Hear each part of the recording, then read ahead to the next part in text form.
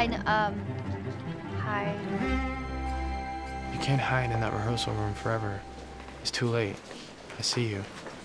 If I Stay is one of those really popular young adult novels that everyone was reading. I picked up the book immediately and I loved it. Whoa, Mom, seriously. It was fantastic, man. I think I can do better.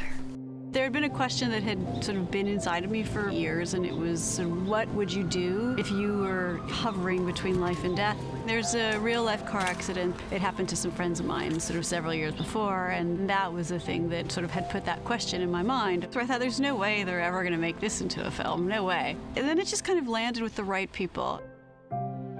I first read the book about 6 years ago, and I found that to be something that really spoke to my heart. I was just so moved. Thought I really want to make this movie. I made a choice very early on to keep Gail very close to the development every step of the way. If I Stay is about this 17-year-old cellist named Mia. Mia loves her cello, and her cello is a piece of her body. It's an extension of her hands, it's an extension of her heart. She's got kind of an unusual life. She's got these parents who used to be punk rockers, but she's this sort of very serious cellist. How did parents like yours end up having a kid like you? I have this theory that I was switched at birth. Okay, that explains it. And she's in love with this guy, and he's also a rock musician. Adam is obsessed with music. In his school, a lot of people know him as the guy who's in this band that everyone really likes. He's this up-and-coming Portland rocker who's, you know, sexy. And then you have this girl who's playing cello and wanting to go to Juilliard. Chloe is like magic in a bottle. She immediately fell in love with the character. We were really on the same page with our characters and our ideas for the movie from the get-go. We really knew how important it was to get the right Adam.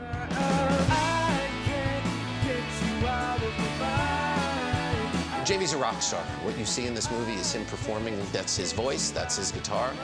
Adam was a combination of swagger and vulnerability. You believe that Mia would fall in love with a guy like this. He kind of brings into her life the crazy, wild, do anything in the moment kind of feeling. When it comes off stage, I was more like the side of his face. Oh, baby. Adam's here. You kids be careful out there. I hear it gets pretty wild at the symphony. The minute Jamie walked into the audition room, we all looked at each other and we were like, that is Adam. What did you want to tell me?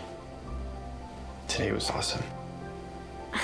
You guys are like a real family here. I don't think I've ever seen one of those up close. It's impressive.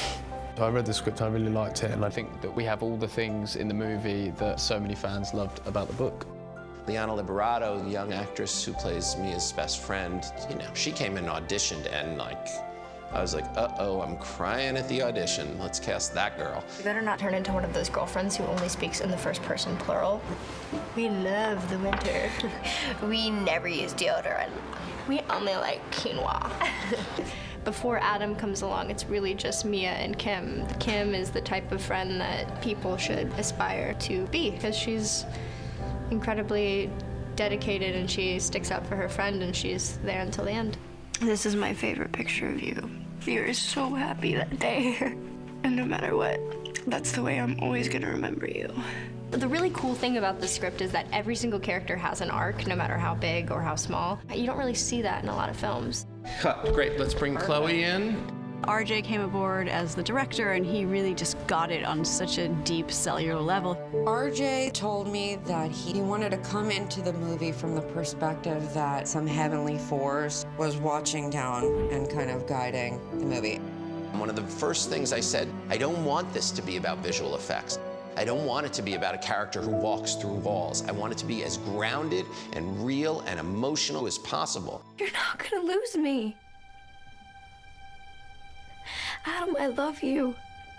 Those themes are super common in life. It's not about anything extraterrestrial. It's a pretty simple story, and I think that's why Gail did such a good job with that book, is that she didn't overcomplicate things. Seeing Jamie and Chloe bring these characters to life, it's been just kind of amazing. The fervent reaction that girls and women have to the book told us that we had to deliver that same thing in the movie.